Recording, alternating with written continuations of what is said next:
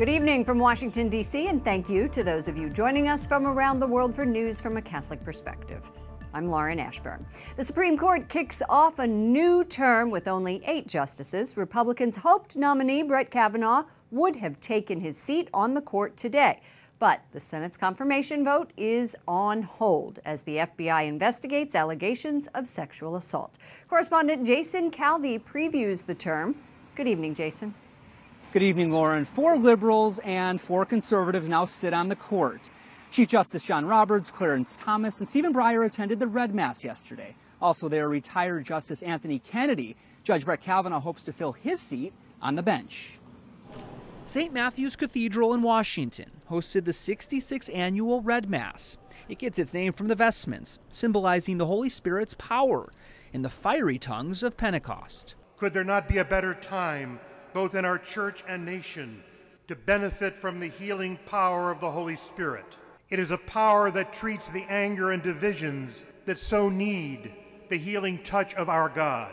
The Mass is held to pray for legal professionals as the Supreme Court session opens.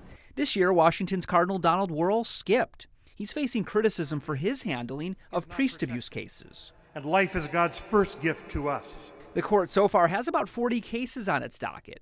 Another possible case has to do with this cross on public land in Maryland. It honors the dead of World War I.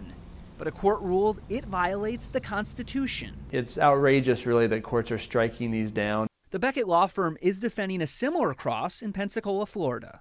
Our history and culture are full of religious significance. There were religious people who helped found our country, and we don't we forget them or censor them from history just because they're religious. And it's the same with these crosses. They're an authentic part of our culture and history. They don't coerce anyone to participate in religion against their will, and so they don't violate the Establishment Clause. Beckett also represents this network. Now, other big cases the court could pick up: President Trump banning transgender troops and state-level defunding of Planned Parenthood, including in Louisiana and in Kansas. Now, tomorrow the justices hear the appeal of death row inmate Vernon Madison.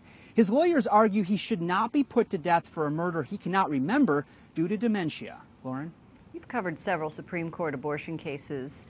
Will the justices hear new ones this term?